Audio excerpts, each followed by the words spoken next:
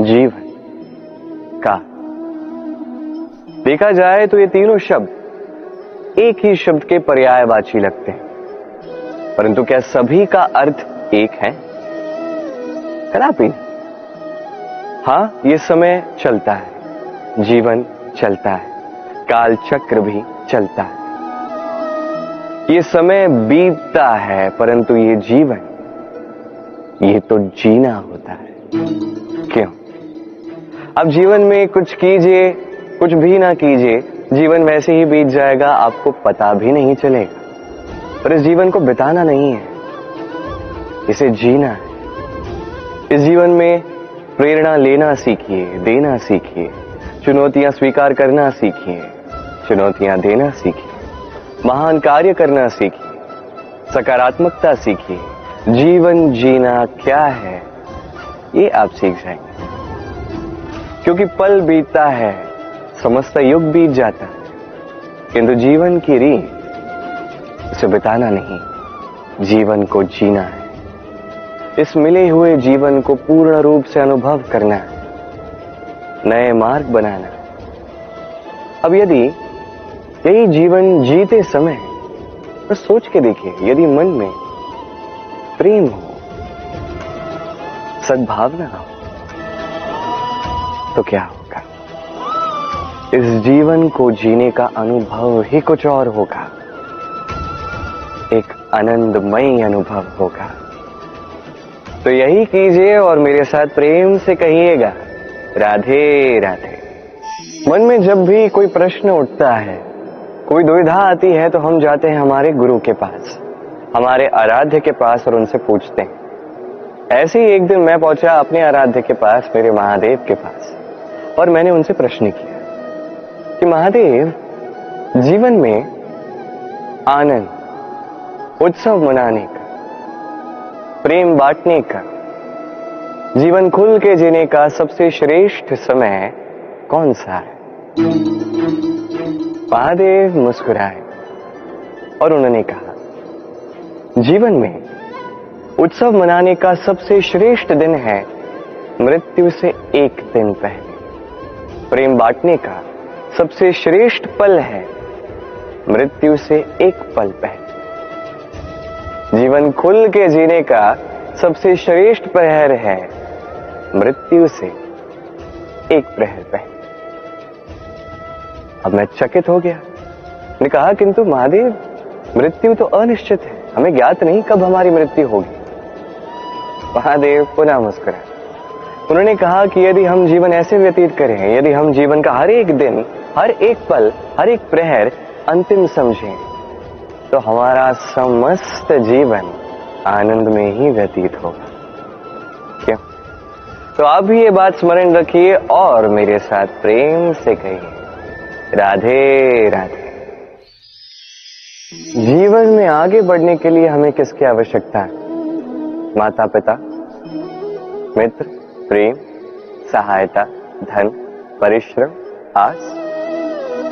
अनेक लोग हैं, अनेक विकल्प चुनते हैं। यदि मैं आपको बताऊं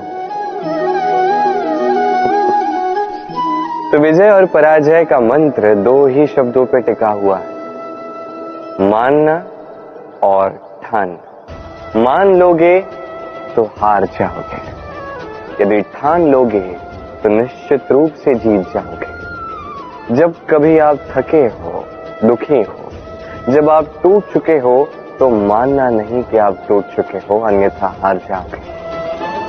तब उल्टा ठान लेना कि चाहे जो कुछ भी हो जाए, मैं जीतूं। और आप स्वयं देखेंगे कि विजय निश्चित रूप से आपकी ही होगी। तो ये बात स्मरण रखिएगा और मेरे साथ प्रेम से कहिएगा, राधे राधे।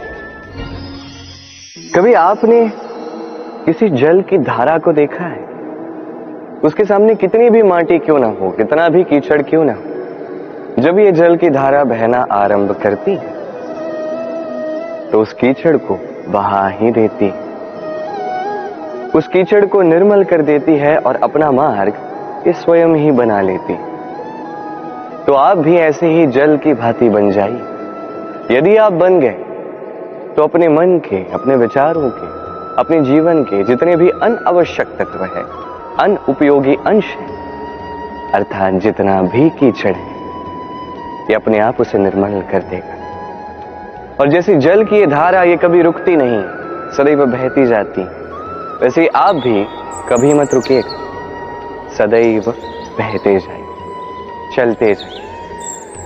मार्ग में यदि बहुत सारे संकट आए, विपदाएं आए, रुकिए मत, उस पर निरंतर प्रहार कीजिए, निरंतर प्रयास कीजिए और आगे बढ़िए।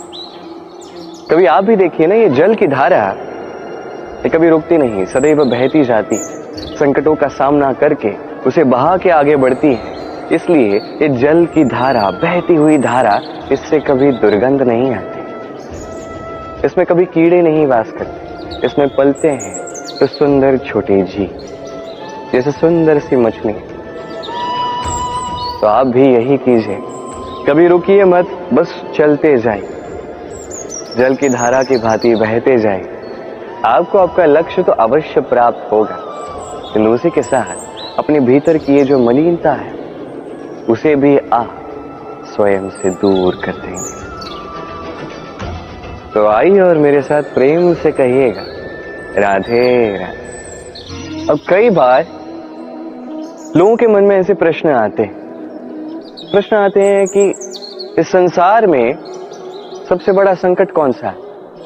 कोई कहता है धर्म संकट, कोई कहता है प्राणों पर आया हुआ संकट। अब हर एक व्यक्ति के जीवन में भिन्न भिन्न संकट है, और ये संकट अत्यंत विचित्र भी हो सकते हैं। ये समस्त संसार ही संकटों से भरा हुआ।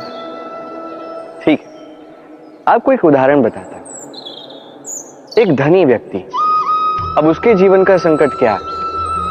संकट ये कि कोई उसका धन चुरा ना ले, हम समझ सकते हैं।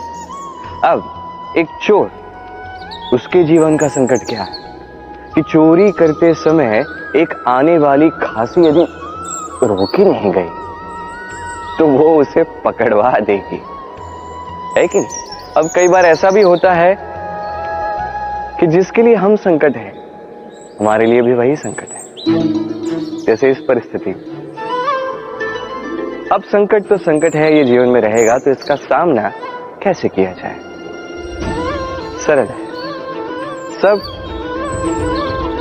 इस पर निर्भर करता है, मन पर। इस मन को साध लीजिए, सब ठीक होगा। अब जैसे यदि धनी व्यक्ति मन को साध लेता है, अपने धन का उपयोग करता है शुभ कार्य के लिए, समाज की सेवा के लिए, विकास के लिए, उस धन को एकत्रित करके नहीं रखता है, तो चोर की समस्या, ये संकट वही निकल जाएगा।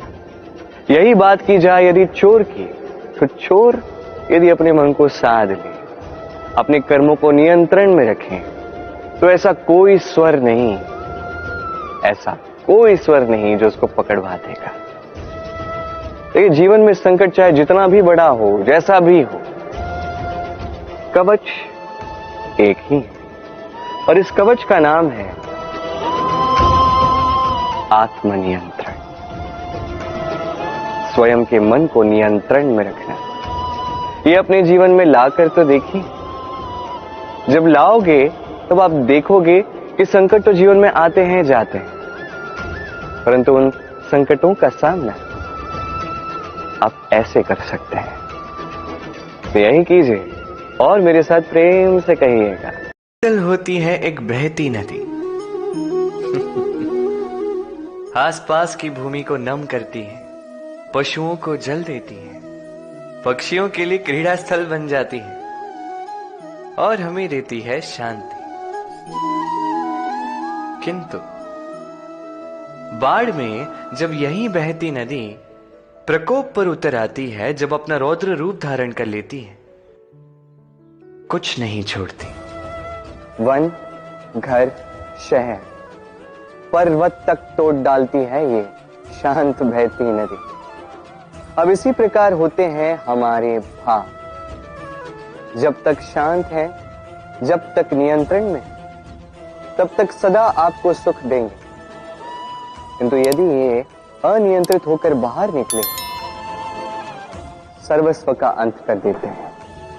इसलिए भावनाओं के नियंत्रण में नहीं है, भावनाओं को नियंत्रण में करना सीखें। आप जीवन में बहुत सफलता पाएंगे। राधे राधे।